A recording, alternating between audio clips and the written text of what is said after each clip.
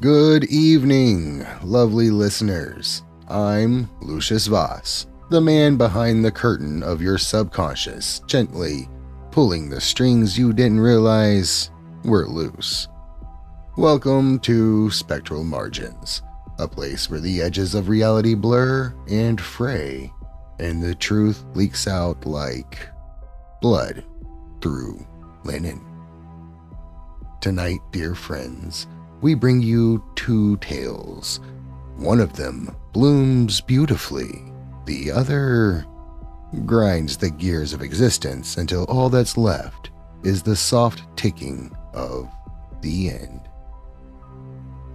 First up, we take a stroll through the cold logic of an entity that sees us not as people, but as parts, cogs in a divine machine, some of which must be corrected.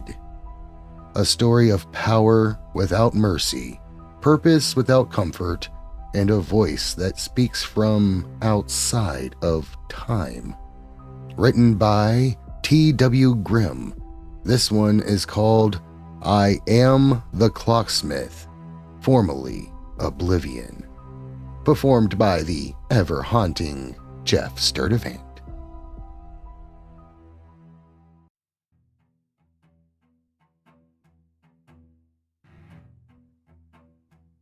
I don't talk very much, so I'm probably not a great storyteller.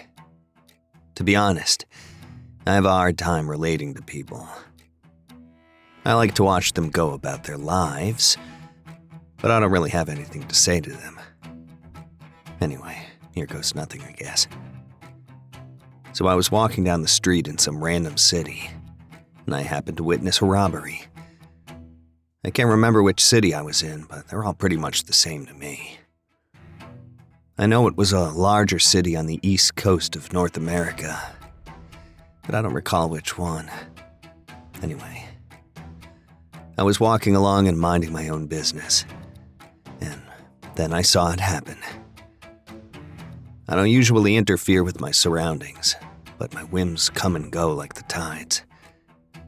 On this particular occasion, I decided I would act. The victim had no idea she was being followed. The mugger closed the gap between them and dragged her into an alleyway. It was over in a matter of seconds. Clearly, this wasn't his first rodeo.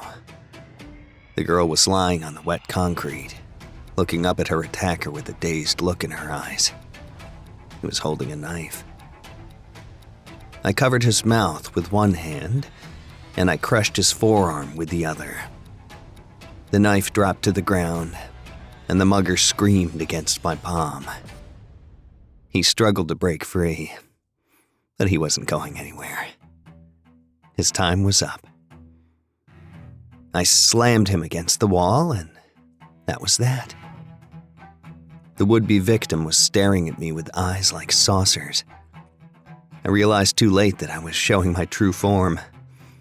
I held up my hands and whispered, "Don't freak out, lady. Okay? Don't." She started to scream. Man, it was fucking loud. I tried to shush her, but she cowered away from me and turned it up a few notches. I thought, crap, here we go. I can't let you live. Now, don't get me wrong. I'm not worried about what would happen if the police or the military tried to capture me. Long story short, it ain't happening. Even so, I'd like to remain unknown and anonymous. It's easier that way. To be honest, I was also pretty annoyed with her. My appearance is upsetting, I get that. But still, shut the hell up, lady. You know what I'm saying? I was saving her from getting murdered over $17 and an aging iPhone. Frankly, it was insulting. Either way, she had to go. This lady was definitely going to blab about me to anyone who would listen, no doubt about it. I bashed her in the skull, and there was instant silence.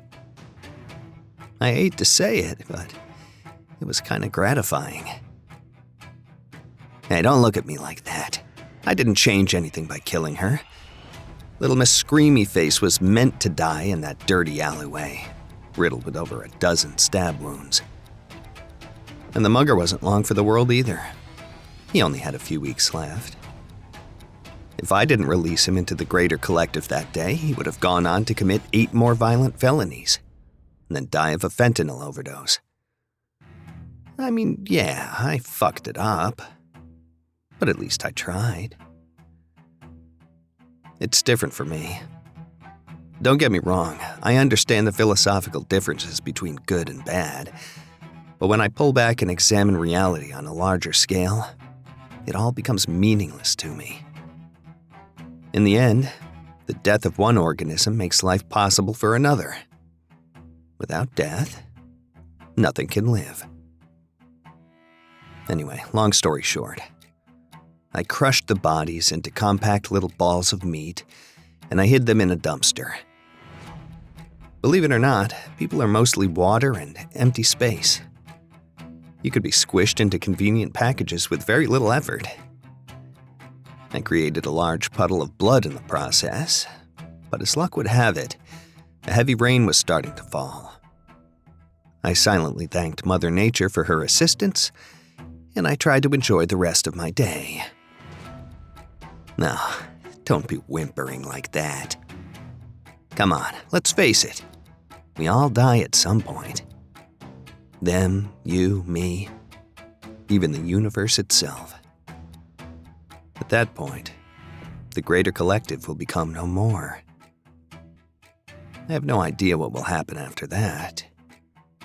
Either the process will start over again, or everything will remain as nothing. Either way, I think it's beautiful. Anyhow, by this point you're definitely wondering, what's your deal exactly? Who and what the hell are you? These are good questions. First of all, I don't have a name. If my creators had a name for me, they didn't tell me about it. They didn't tell me anything at all as far as I can remember. I'm just me, and until very recently, that was good enough. As for what I am, it's a bit complicated. Okay, so when a human looks at a snapshot of any given scene, they'll perceive it as many objects coming together to create a landscape. This is how the grand majority of living things navigate their environment. When I look at the same snapshot, I see a general soup of solid matter, all of it in varying states of density. This is the true nature of the universe. Human beings can't see the forest for the trees, as the saying goes. I experience reality on a larger spectrum. This gives me some nifty advantages over you folks. For example, I have the ability to take a metaphorical step backwards and examine any living creature's timeline, from beginning to end. This is where it might get kind of uncomfortable for you. I can see your timeline because your reality is on a fixed axis, so to speak. Free will only exists on a very narrow plane. You may think you can do whatever you want, but the range of your choices is actually negligible. The only being on this entire planet that has free will is yours truly, the entity without a name. Everything you can see, and everything you can't see, it's all a collection of gears in an intricate machine. It was all set in motion at the birth of reality, and now everything is ticking along in the universal clockwork. Me, I was created outside of this machine. I can interact fluidly with the ocean of matter that surrounds me, which I refer to as the greater collective. I'm free to do pretty much as I wish, but I always try to be careful. I can't see the greater ramifications of interfering with parts of the clockwork. Removing a gear before its scheduled end date could affect the machine in any number of ways. So I choose to leave things alone most of the time. I'm not a god. At best, I'm nothing. At worst, I'm Oblivion. My existence is measured by the passage of time. I have no pressing appointments, no responsibilities, no faces, nor places, no this and that, no then and no there. It's all meaningless. There is only me, this planet, and the unpredictable whims that guide me through my existence. Anyway, back to the story. Something about the rain made me want to hop on a boat. Sometimes I enjoy partaking in the mundane activities that humans do, like sailing on boats and riding in cars. Planes are kind of fun too. And I have a strange affinity for escalators. I can't really explain it, but it's comforting to just fade back and pretend to be human for a while. I did a bit of window shopping down at the docks, and I picked an especially luxurious-looking cruise ship. The first few days were a blast. It was almost like riding on a floating carnival. There were all kinds of activities going on during the day, and a live musical act performed every night. That was my favorite part. Sometimes I forget about music and dancing. Your society has definitely evolved over the years, but some things haven't changed since the Stone Age. I think the love of rhythm is permanently ingrained in your DNA. So there I was, hanging around on this luxurious cruise liner by the pool, basking in the sun and eavesdropping on conversations. I discovered I wasn't on a commercial cruise line after all. It was some ultra-wealthy man's private yacht. It was so enormous I assumed it was being operated as a commercial enterprise. Now, obviously, I understand the concept of wealth, but I rarely give these earthly matters much thought. I like to watch people live their lives, but I've never been very concerned about their general health and welfare. I don't wish them harm, I just don't give a shit. When you're as old as I am, you see a lot of kingdoms come and go. Kingdoms, countries, republics, whatever you want to call them. They're all basically the same. They have clearly defined borders, and their populations are controlled by a ruling class. Same shit, different pile. It never had much effect on my life, so whatever, right? I drifted from conversation to conversation, soaking up their mindless chatter like the rays of the sun. As I meandered around, I overheard two portly gentlemen discussing the various ways it would be possible to create, and then ruthlessly exploit, a worldwide economic crisis. They both acknowledged that such an event would spell the end for billions of people, but they didn't seem to give a shit. I found myself wondering about the state of humanity in the future. I mean, sure, I was aware you'll eventually disappear. It happens to every species at some point. But I can't see when it will happen or how. I can only see the past and future of individuals, not the whole enchilada. However, listening to these guys made me realize the end might be coming sooner than I'd suspected. And the catalyst would probably be humanity itself. I wasn't sure how to feel about that. I spend months, even years away from the presence of people, but I always end up checking in and mingling for a while. I felt like humanity was on the cusp of something great, but you always screwed it up somehow. I don't understand why the cosmic clockwork has you people doing stupid shit all the time. I really don't.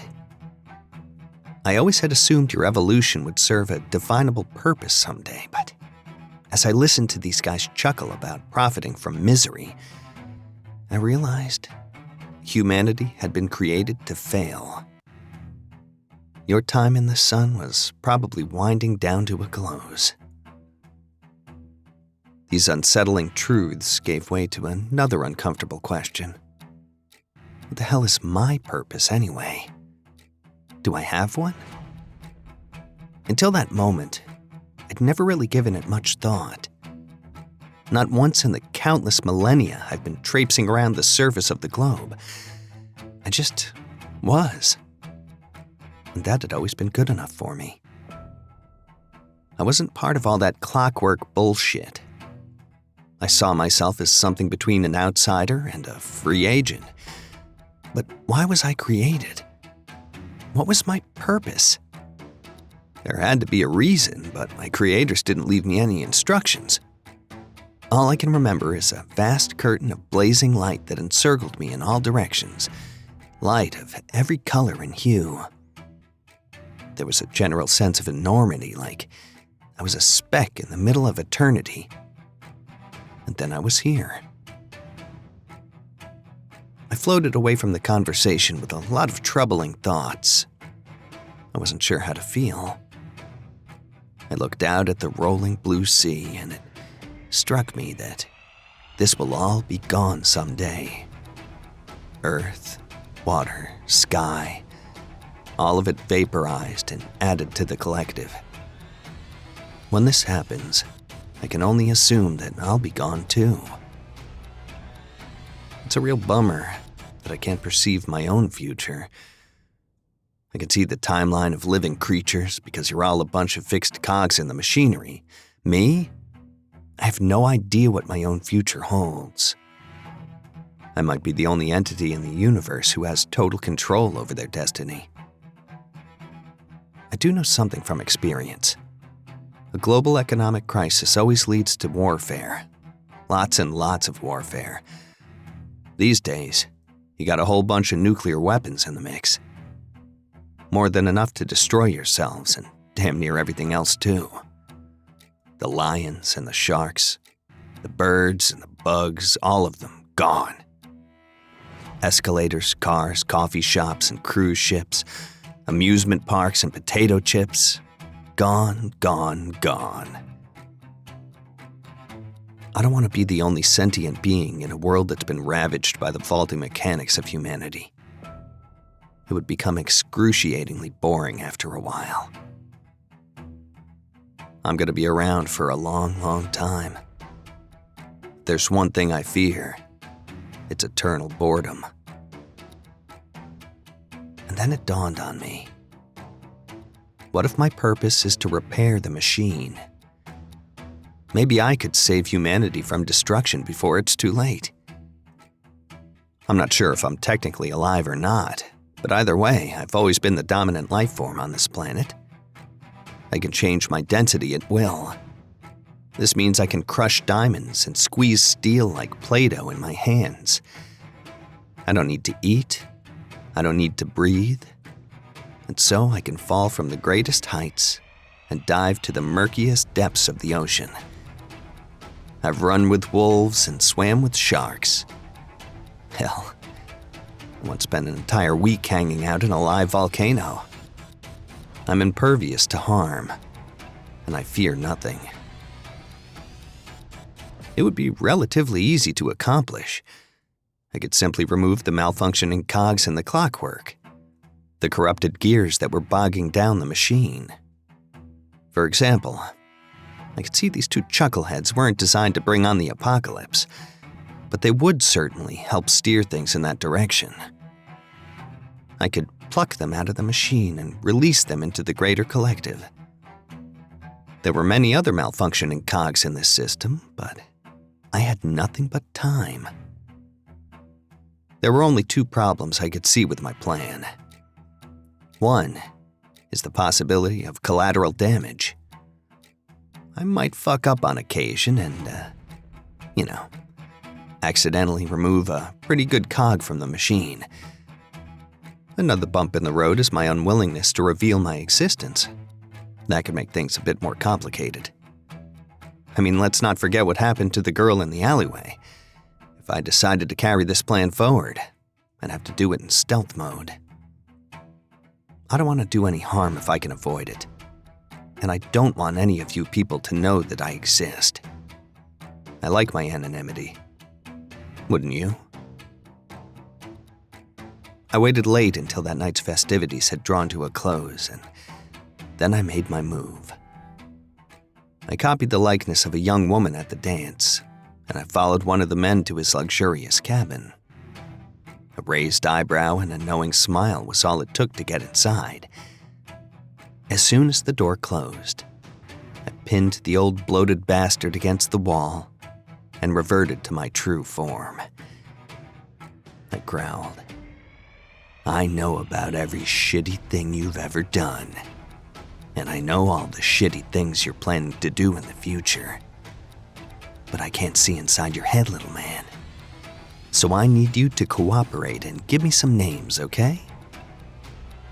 The sharp stench of urine alerted me that my new acquaintance was pissing down his leg.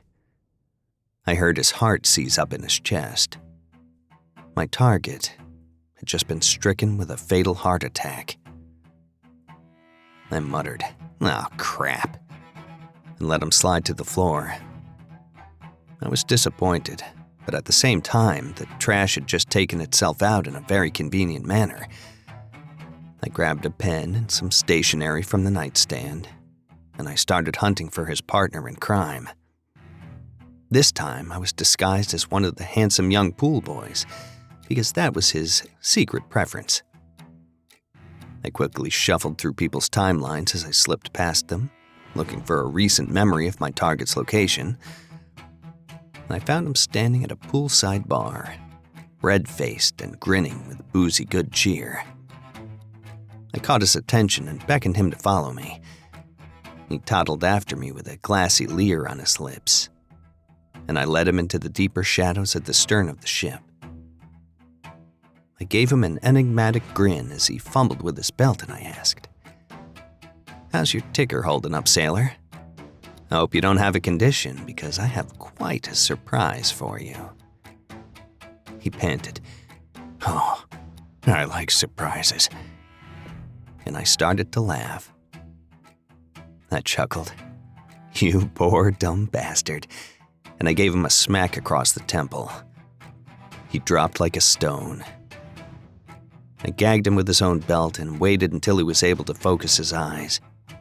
I loomed over him, my eyes swirling and blazing in the darkness, and I handed him the pen and paper. I told him to write a list of people he knew who possessed both the power and the will to destroy humanity. Then I explained what I would do if he failed to obey my order. He blinked up at me with wide, watery eyes, and he scrawled, "Who are you?" I patted him on the shoulder and murmured, "I'm the Clocksmith, sir. I'm going to do my best to repair the machine. Get to work."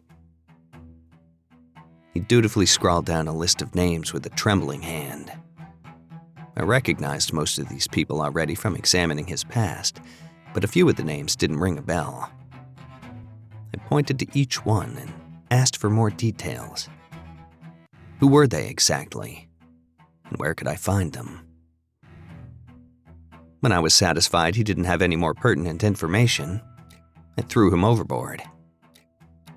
I found satisfaction in the knowledge that he would be more useful in death than he ever was in life. 2 bad cogs were moved, and a list of others would soon follow. Nothing was fixed yet, but it was a start. And there you have it, friend. I have no idea if this is what my creators had intended, but I'd like to think so. Maybe I'm not actually a free agent. Who knows? Maybe I'm just another widget in a larger machine, and I'm performing my predetermined function, just like everything else. I'll probably never know for sure. For a very long time, I was nothing more than a volatile force at rest. I was Oblivion. Now, I have a purpose, and my potential is in motion. I'll do my best to repair this broken machine, if only because I kind of like having it around. I am the Clocksmith, and my work has just begun. What's that? No. Shut up and stop your crying. You should have thought of that when you still had the chance.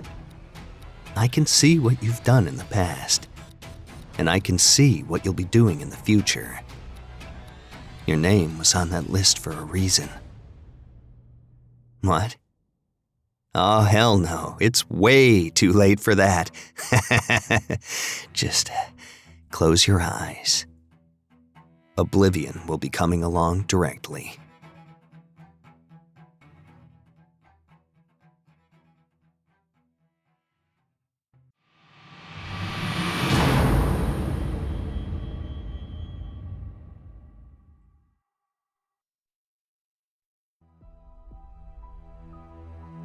And that was I Am the Clocksmith, formerly Oblivion, written by T.W. Grimm and performed by Geoff Sturtevant.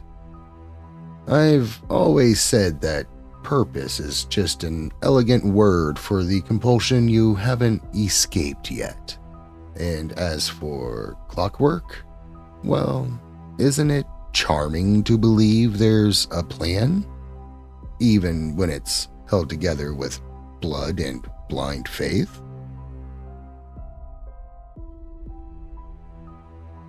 Are you monologuing to the abyss again, love? Only until it starts whispering back, dearest. Which, given your timing, it just has. Well, carry on then. I was going to let you suffer alone, but you looked far too pleased with yourself. Thought I'd balance things out.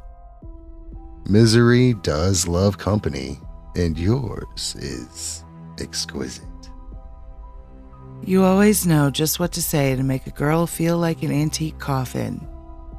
Now, are we still talking about dismembered theology, or have we moved on? We're pivoting, my petal, from mechanical gods to something a touch more organic and deeply personal. Oh, good. I was beginning to miss pain with backstory. Our next story is a more intimate horror. No omniscient entity here, just a woman trying to make sense of grief, or at least pretend to. But mourning is a stubborn thing, and tattoos, well, tattoos are permanent, some more than others. Like your tattoo of a haunted phonograph on your ribcage. Which plays nothing but regret and the occasional sea shanty. That's why I married you. From the author Donna Cuttress comes The Rose Tattoo, a tale that proves even heartbreak can leave something darker behind.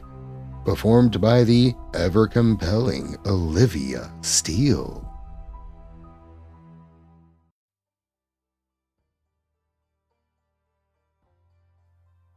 Clara had received the envelope, a besotted lover's gift, in happier times. They had been together only a few weeks. Melanie had presented her with the black envelope, the reddest of red roses hand-painted on its front, and a plump tattooed heart across the opening on the reverse. Written in curly-cued script was, "To my angel, with love from your devil," ribboned around it. How could she resist the invitation? They had vowed to go together and get a tattoo that meant something to them both. Sadly, the infatuation had worn thin for Clara, and they had the talk a few days later. The apartment still had some of Melanie's clothes laying dumped in a laundry basket, shared books and favorite records gathering dust. After sporadically cleaning her apartment, Clara had boxed Melanie's things up and decided to drop them at her mother's house, unaware of the news to follow. Melanie's mother gripped the box. As her hands shook, the contents rattled. She threw Clara a hate-filled look, her teeth bared as she snarled. She stepped back into the house, dropped the box on the floor, and slammed the door in Clara's face. The next few days passed in a whiskey-imbibed fugue. Friends, when they heard, were shocked. When had the funeral been held? Why didn't anyone attend? Then, slowly, they all agreed that she was a very quiet girl, very private, maybe even a little boring. No wonder she wasn't missed. They began to feel better about their lack of empathy. Clara dutifully cried, said Melanie's mother had never liked her, and she would never get over Melanie's death. Never. After a time, her friends rolled their cold eyes. One friend even asked Clara in the dripping, stinking bathroom of a nightclub. Those words prickled her hangover as she sipped the too hot coffee the next day. How fucking dare they? How fucking dare they think that? I'm grieving! I'm suffering! She began searching through drawers and boxes for the black envelope. She ran a finger over the inscription across the heart and read out the address. Tattoo Jack's, the old ticket office. Under the railway bridge, the high street. Call first to make an appointment. Drop-ins pay extra. Clara called and spoke to a man who asked her 3 times what her name was over the noise of the tattoo gun in the background, then asked her twice how to spell it. He asked who had bought the voucher, and the gun fell silent when she told him. He didn't ask how to spell Melanie. They arranged the time, and then he abruptly hung up. The monotonous dialing tone surprised her. Clara had never been hung up on.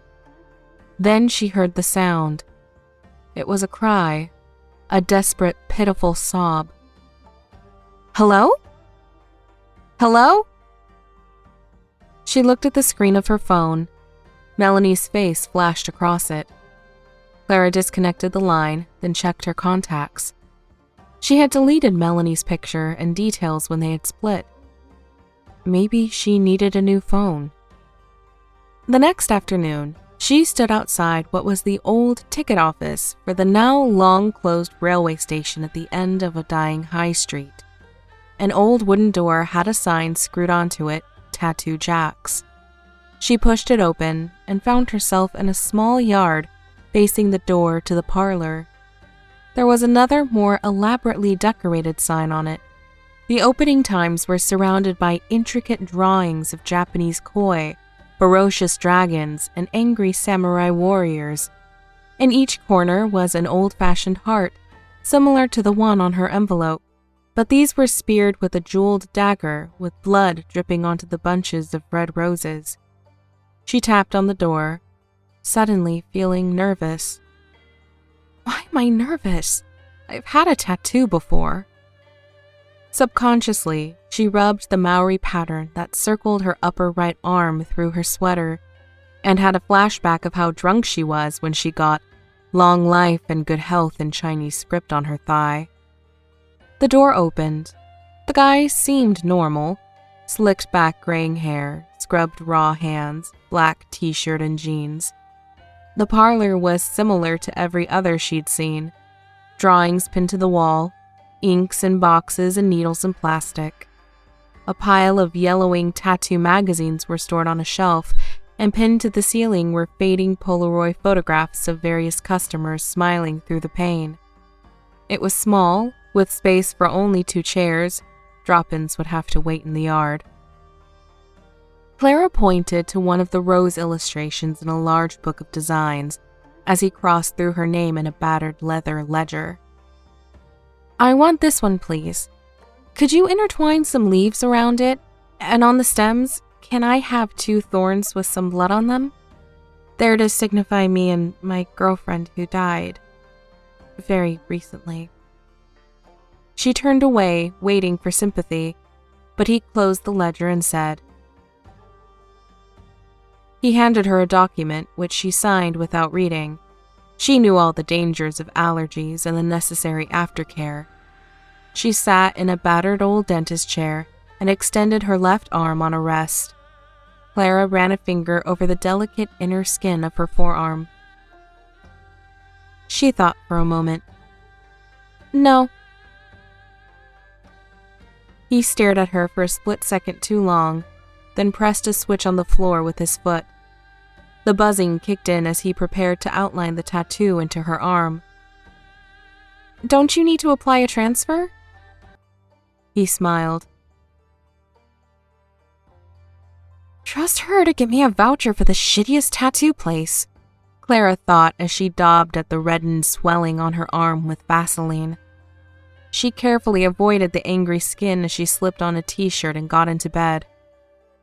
If my arm goes septic, I'll fucking sue the bastard, she said as she carefully laid down on her right side. Clara woke the following morning feeling like she was coming down with the flu. There was blood on her pillow, the sheet was covered in thin red sprinkles, pinprick arcs of bright vermilion. She sat up quickly, making her head spin. She examined her arm. The skin was completely healed. The tattoo looked like it had been on her arm for years, yet the color was still vibrant and the edging crisp. He's an artist, a genius, she thought. The rose looked like it had just been picked from a garden, while the blood dripped from each thorn. She tenderly touched the skin, which now felt warm, but with no redness, as she admired the tattoo in the mirror. Let anyone say I'm not mourning now, she whispered, and went to shower. All day she showed off her new tattoo, pushing her sleeve up for everyone to notice, forcing a tear whenever she explained about the thorns.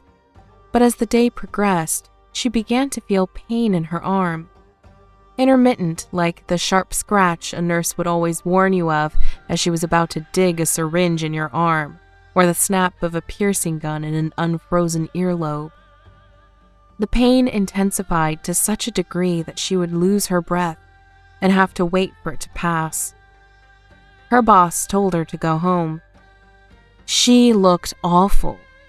Maybe she was having a reaction to the new tattoo. The journey home seemed to take forever as the pain intensified. Relieved, she closed her front door after herself, then doubled over in agony. Clara felt the crack of her knuckles as her bones popped against newly swollen tendons. She threw off her gloves to examine her hands. The skin was being drawn on. Thin black strokes appeared through her pores, spreading like a disease. Bubbling against the skin surface was a dull bottle green color. It rippled like a blister until outline and shading twisted its way in between each finger and around her wrist.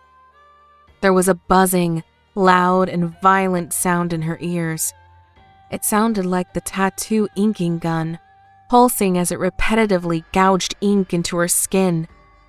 Her breathing became rapid as she tried to comprehend what was happening. The tattoo reached her fingertips. Each nail lifted and ripped from the skin, then dropped like a leaf in autumn. Clara screamed. The needle perforated the raw skin of the nail bed, eventually covering her entire hands. The buzzing continued as the stem of the rose continued to twist and weave around the skin of her arms. Clara shuffled off her coat and ripped open her shirt, causing the bloodied ends of her fingers to weep more. She stood before the hallway mirror and watched in horror as both arms became covered in the deep greens and browns of the rose stem and leaves. She felt the ink merge with the muscle beneath the skin, painting her bones. As she collapsed in agony, she could smell the light hairs on her arms curl and disintegrate under an invisible, penetrable heat. She came to slowly. A dull light was shining through the window from the outside street lamp. Her headache and her tongue felt cracked and swollen. Clara tried to remember why she was on the floor in the hallway. Had she fallen? Had she come home drunk? She pushed against the floor, and a sudden, intense nausea made her retch. The palms of her hands were swollen. That's why I'm on the floor. The tattoo. She shook her head. Don't be stupid, she told herself. It's a reaction, a hallucination, a septicemia or something. She tried to stand and swayed as she reached for the light switch. Something sharp dangled from her left palm. She lifted it to see what it was. Hanging from the vibrant colored skin was a glossy black fingernail. Hers. One of the ones that had been forced from its bed. Clara looked at her hands close up, examining them like she had never looked at them before. The rawness was gone. The skin had healed, toughened even. Her fingertips now resembled the woody ends of a rose stem. Clara could not scream or cry. She felt herself fracture and sink deep within as she even began to admire the spreading tattoo. This cannot be happening, she thought. It's too horrific. Or this is madness. She stumbled to her bedroom and fell onto her bed. The noise began again, startling her as it rattled into her ear. The buzzing of the tattoo gun swelled with its intensity as she felt the piercing of the needle in her skin. She kicked off her shoes, letting them fall, and watched her feet slowly become covered in the black outline of the tattoo. Her toenails fragmented beneath the hideous design, and as the invisible needle speared the soles of her feet, she found the strength to scream over and over until she blacked out again. Clara woke and slowly sat on the edge of the bed. She looked at herself in the full-length mirror that leaned against the wall. She was almost covered in the tattoo. It was embedded into her. She had disappeared beneath the rose stems and the leaves and the thorns. She was Sleeping Beauty's castle after 100 years. Her own blood had begun to ooze from the pointed tips of the thorns and slowly ran down her numbed skin. There was a patch of untattooed skin on her chest that seemed to look at her. Tentatively, she touched it. It felt smooth, virginal almost. The buzzing sound of the ink gun began again, rushing through her body as the tattoo continued to grow, demanding to be complete. The whites of her eyes turned green as she wept bloodied tears, and her hair fell out in thick black handfuls, pushed out at the root. The tattoo continued to spread until she felt like she would choke or be torn apart. Then it stopped. The terrifying noise just stopped. She was so tired from the agony and loss of blood that she could barely open her now grotesquely swollen eyelids. Something made her stare. There was a patch of untattooed skin on her chest. It seemed to look at her. Tentatively, she touched it. It felt smooth, virginal almost. Is it over? She thought.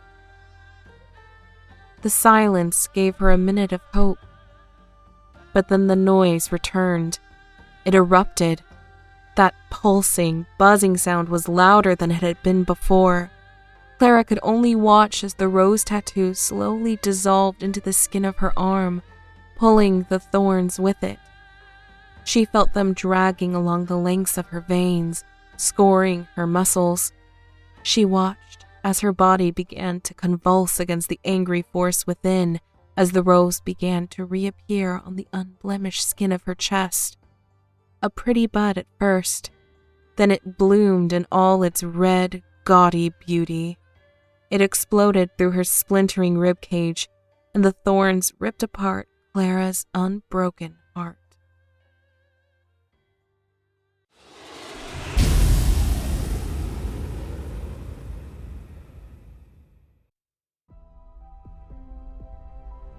And there it is, my fragrant little thorns. A woman swallowed by ink and vengeance, and a being born to dismantle what we blindly build. Two stories rooted in inevitability. Not all scars fade. Some bloom. Some say death is the great equalizer, but tonight you've heard otherwise. Sometimes the end is tailor-made, wrapped in roses or crushed under the careful hand of a mechanic with no name. I'll leave you with this. If you ever hear a soft buzzing in the dark, it might be a tattoo gun, or it might be something worse, something looking to bloom beneath your skin. And if you feel the gears of fate slowing, well, the Clocksmith might be near. And if you hear a voice in the dark, don't worry. That's just me, making sure he doesn't get too dramatic without supervision. Until next time, I remain your loyal Lucius Voss, caretaker of margins, whisperer of dread, and the ink-stained finger that taps you on the shoulder just as you're about to fall asleep. And I'm Victoria Voss, the whisperer he married. Sleep sweet, if you can.